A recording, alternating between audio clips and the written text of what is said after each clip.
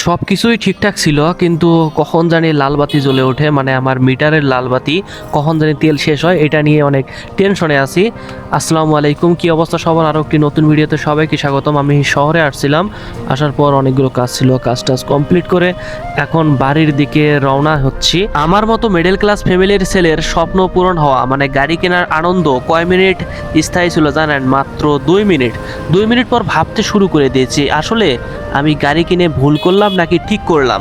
গাড়ি না কিনে দুইটা গরু কিনলে হয়তো বা ভালো হইতো। একজন বড়লোকের ছেলে যখন 10,000 টাকা স্যালারিতে জব করে তখন সবাই রেসপেক্ট করে, বাহ বাহ করে, কিন্তু যখন ওই চাকরিটা একজন মিডল ক্লাস ফ্যামিলির ছেলে করে তখন সবাই কি বলবে?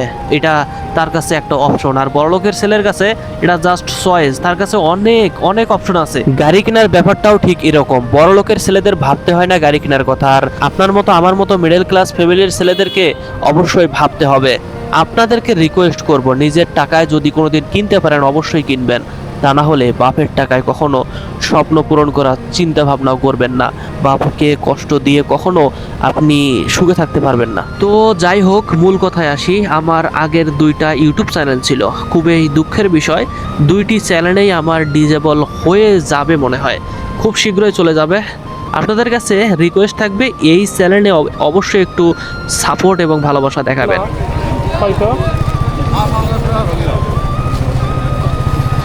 একটা নেবো খালি। বাড়ি যাওয়ার পথে আমাদের বাজারের ভেতর দিয়ে যাচ্ছিলাম, হঠাৎ করে দেখতেছি নদীর মাছ উঠেছে, সুন্দর সুন্দর মাছ, এগুলোকে বলা হয় আইর মাছ। ওটা মাখো খায়া দেখি একদিন খাইদিন তো। নদীর মাছ সচরাচর পাওয়া যায় না, যদিও বা পাওয়া যায় সেই মাছগুলো এইদিকে পৌঁছায় না, তার আগেই শেষ হয়ে যায়।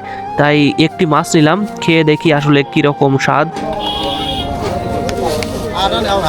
উনি আমাকে বারবার রিকোয়েস্ট করছিল আরেকটি মাছ নাও, অনেক স্বাদ হবে, কিন্তু আমি বলছিলাম যে একটি মাছ খেয়ে দেখি, তারপরে দেখা যাক, যদি পাই তাহলে নেব। চাষের মাছ কৃমিকভাবে বড় করে তোলে, ফিট খেলানো হয়, তাই বেশি স্বাদ হয় না। আজকে নদীর মাছ খেয়ে দেখি কেমন হয়।